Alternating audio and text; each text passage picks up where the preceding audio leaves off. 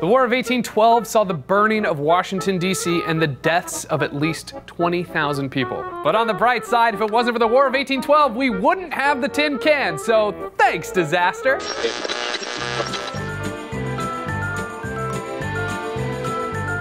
The War of 1812 between the UK and the US is known as America's Second War of Independence, and much like canned vegetables, wasn't nearly as good as the real thing. The war was a stalemate, with no territories exchanged and no major policy shifts. It's basically the "Mom, England hit me" of US warfare, and it ended with both nations essentially agreeing to stay on their own side of the car. But it did give us one good thing: the tin can.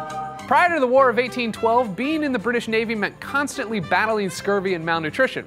There was no reliable way to preserve food for long sea voyages, and you couldn't oppress developing nations without taking long sea voyages. So the conquest crazy English were stuck between a rock and a serious lack of canning technology. In 1810, an English inventor named Peter Durand patented the tin can, which would have solved their problem if anyone cared about Durand's invention. Because who cares about starving sailors when world domination has been going so well? Then the War of 1812 broke out, and the English were faced with a war on two fronts: the Napoleonic War in Europe and the War of 1812 in the New World. Needless to say, world domination not going so well. Enter engineers Brian Donkin and John Hall. They bought the patent from Durand and started commercially producing tin cans in 1813.